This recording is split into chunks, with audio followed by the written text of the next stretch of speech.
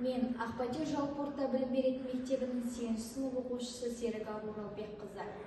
Мен оқыған 30 кітап байқауына жарияланған кітаптардың бірі Мұхтар Әуезовтың Қилы заман повесті. Бұл повест 1928 жылы жазылған.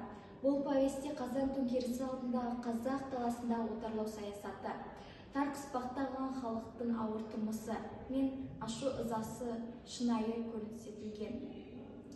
Автор шайқасқа қатыса алмайтындардың да рухының биіктігін, күрес жолында беріктігін, түрмедегі тұтқын мен тергеуші арасындағы жауаптасулар арқылы көрсетеді.